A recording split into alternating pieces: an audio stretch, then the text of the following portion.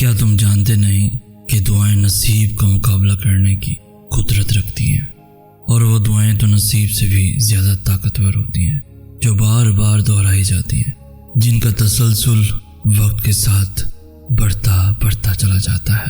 اس لیے جب کوئی چیز تمہارے نصیب کا حصہ نہیں ہوتی تو اللہ تمہیں اس چیز کو اپنا بنانے کے لیے وقت دیتا ہے، تاکہ تم اسے اتنا مانگو کہ نصیب وہ چیز تمہیں دینے پہ مجبور ہو جائے۔ اس طرح اللہ تمہاری دعاؤں کو نصیب پہ فتح دیتا ہے۔ دعا اللہ کی رضا کا حصہ ہے، اور اگر تمہاری دعائیں قبول نہ ہونی ہوتی تو اللہ دعاؤں کی جانب تمہارا دل کیوں پھیرتا، تمہیں دعاؤں پہ کیوں لگاتا؟ توکل رکھو، کیونکہ توکل کرنے والوں کے لیے اللہ ناممکن ذریعوں سے ایسے ناممکن معجزے لاتا ہے جنہیں دیکھ کر عقل دنگ رہ جاتی ہے۔ تمہاری دعائیں یا تو تمہاری زندگی بدل دیں گی یا پھر تمہیں بدل دیں گی، مگر رائے گاں کبھی نہیں جائیں گی۔ یہی تمہارے اللہ کا تم سے وعدہ ہے۔ اللہ جب کسی کام کو کرنے کا ارادہ کر لیتا ہے تو وہ اسے کر گزرتا ہے، پھر وہ یہ نہیں دیکھتا کہ کیا یہ تمہارے مقدر میں تھا بھی یا نہیں۔ تو پھر تم کیوں لوگوں کی باتوں سے ڈر جاتے ہو؟ کیوں اللہ کی قدرتوں سے مایوس ہو جاتے ہو؟ اللہ تمہاری دعاؤں کے لیے دنیا سے رائے نہیں لیتا۔ جب تمہارے اللہ کو دنیا سے فرق نہیں پڑتا تو پھر تمہیں کیوں پڑتا ہے؟ جب تمہارے اللہ کو تمہاری دعاؤں پہ اتنا یقین ہے تو پھر تمہیں کیوں نہیں ہے؟ کیا اللہ تمہارے لیے کافی نہیں؟ یہاں اللہ خود تم سے سوال کر رہا ہے کہ کیا میں تمہارے لیے کافی نہیں؟ کیا میری رضا تمہارے لیے کافی نہیں؟ تو پھر اس سے بڑی قبولیت کی دلیل اور کیا ہو سکتی ہے؟ معجزے کرنے والے سے بہتر تمہیں معجزوں کا یقین اور کون دلا سکتا ہے؟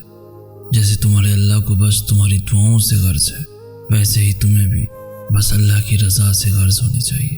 لوگ پھر جو بھی کہیں، جیسے اللہ تمہارے مانگنے پہ شک نہیں کرتا، ویسے ہی تمہیں بھی اس کی عطاؤں پہ شک نہیں ہونا چاہیے، کیونکہ جس کے ساتھ اللہ ہو اسے نصیب تو کیا دونوں جہاں کی طاقتیں بھی مل کر نہیں ہرا سکتی۔ تمہارے اللہ کا ایک کن کے سامنے یہ دنیا اور یہ ہاتھوں کی لکیریں سب بیکار ہے۔ اللہ کے سوا تمہیں کوئی بھی مطمئن نہیں کر سکتا۔ اللہ جانتا ہے ہر اس درد کو جسے تم لفظوں میں بیان نہیں کر سکتے، ہر اس خوف کو جو تمہیں اندر ہی اندر کھائے جا رہا ہے، ہر اس دعا کو جس کے پورا ہونے کے انتظار نے تمہیں تھکا دیا ہے۔ جانتے ہو اللہ کی اتاری ہوئی ہر آیت میں تمہارے لیے کوئی نہ کوئی جواب ہوتا ہے، کوئی نہ کوئی اشارہ ہوتا ہے، جیسے سورہ طٰہٰ میں اللہ فرماتا ہے، اور پھر میں نے موسیٰ کو اس کی ماں کی طرف واپس لوٹا دیا تھا تاکہ وہ غمگین نہ ہو۔ کبھی سوچا ہے کہ اللہ اس آیت کے ذریعے تمہیں کیا بتانا چاہ رہا ہے؟ وہ اس آیت میں تمہیں یہ بتا رہا ہے کہ تم اس کی نگاہ سے اوجھل نہیں ہو، تمہارا کوئی بھی دکھ اس کے علم سے باہر نہیں ہے۔ اللہ کو کتنی فکر تھی موسیٰ کی ماں کے دل میں اٹھتی ہوئی تکلیف کی کہ اللہ نے فوراً انہیں ان کی ماں کے پاس واپس بھیج دیا۔ تو پھر تم کیوں سوچتے ہو کہ اللہ کو تمہاری پرواہ نہیں؟ وہ 70 ماؤں سے زیادہ محبت کرنے والا، وہ چیزوں کو اس طرح سے ترتیب دیتا ہے کہ عقل حیران رہ جاتی ہے۔ وہ وسائل وہاں سے پیدا کرتا ہے جہاں سے امید بھی پیدا نہیں ہو سکتی۔ اس نے سنا ہے تمہیں، اور وہ تمہیں وہ سب دینے کے لیے تیار ہے جس کا تمہیں خواب دکھایا تھا۔ بس انتظار کرو، کیونکہ معجزے وقت مانگتے ہیں، اور وقت صبر۔ مسکرانے کا بھی اجر دینے والا رب کیسے پھر تمہیں تمہارے آنسوؤں کا صلہ نہیں دے گا؟ اللہ اس دل کو کبھی اپنے کن سے محروم نہیں رکھتا جو ٹوٹ کر بھی وقت تہجد اللہ کو منانا نہیں چھوڑتا۔ تہجد کے سجدوں میں مانگی گئی چاہتیں اللہ قیامت تک سلامت رکھتا ہے۔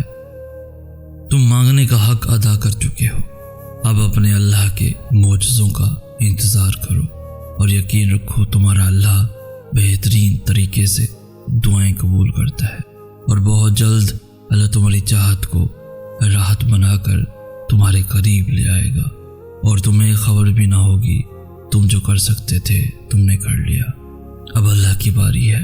اور یاد رکھو کہ اللہ کی مدد تب آتی ہے جب قبولیت کا صرف تصور کرنا بھی ناممکن ہو جاتا ہے۔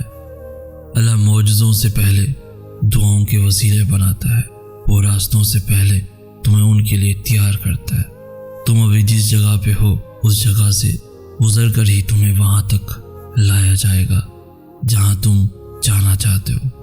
تمہیں لگتا ہے کہ جو دروازے تم نے سوچ رکھا تھا بس اسی کے کھلنے سے تم اس تک پہنچ سکتے تھے جو تم نے چاہا تھا، لیکن کیا تم نے کبھی یہ سوچا ہے کہ اگر اللہ کی پسند کا راستہ تمہیں اس چیز تک لائے گا جسے تمہاری دعائیں بھی تم تک نہیں لا سکتی تو کیا کرتے؟ ہو سکتا ہے کہ جس وقت وہ چیز تم مانگ رہے تھے اگر وہ اسی وقت تمہیں مل جاتی تو وہ زیادہ دیر تک تمہارے پاس رہ ہی نہ پاتی، تو پھر تم کیا کرتے؟ ہو سکتا ہے کہ اللہ کو تمہارا یقین اور تمہارا مانگنا اتنا پسند آ گیا ہو کہ اللہ نے اس چیز کو ہمیشہ کے لیے تمہارا بنانے کے لیے یہ دیر کی ہو۔ صلہ بنانے کے لیے اللہ انتظار بھی بڑھا دیتا ہے، اور تمہیں تو اندازہ بھی نہیں ہے کیسے تمہارا اللہ آنکھ کے سامنے اور آنکھ کے اندر کا منظر بدل دیتا ہے۔ تمہارا اللہ پل میں کیا سے کیا کر دے تم تو یہ سوچ بھی نہیں سکتے۔ اللہ کو اس دل سے پیارا اور کیا ہوگا جو روز تہجد کے سجدوں میں ٹوٹ کر اس کے سامنے بکھر جاتا ہے لیکن پھر بھی اس کے معجزوں کے لیے دھڑکتا رہتا ہے۔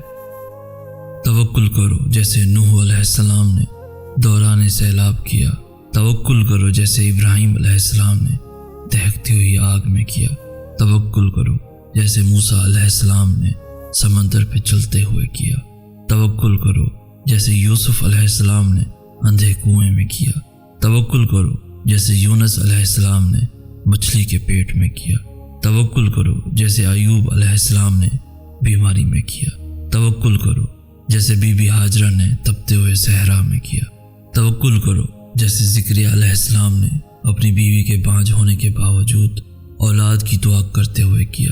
بس یقین رکھو، اندھا یقین، پھر دیکھو کیسے مقدر بدلتے ہیں، کیسے آزمائشوں کے پہاڑ ریزہ ریزہ ہو کر ٹوٹ جاتے ہیں، کیسے معجزوں کے دروازے کھلتے ہیں۔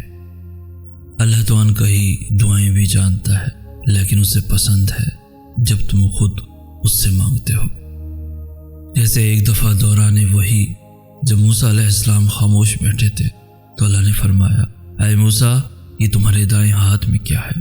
تو موسیٰ کہنے لگے، یہ میری لاٹھی ہے، میں اس پر ٹیک لگاتا ہوں یا اللہ، اور میں اکثر اس کے ساتھ بکریوں پر پتے بھی جھاڑتا ہوں۔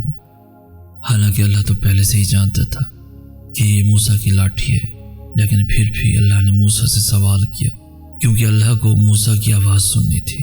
اللہ کو جواب پہلے سے ہی معلوم تھا، لیکن اللہ کو یہ جواب موسیٰ سے سننا تھا۔ اللہ جانتا ہے تمہارے دل میں کیا ہے، لیکن اسے پسند ہے کہ تم خود اسے یہ بتاؤ، اور پھر وہ معجزے کرتا ہے جیسے اس نے موسیٰ علیہ السلام کے لیے کیا تھا۔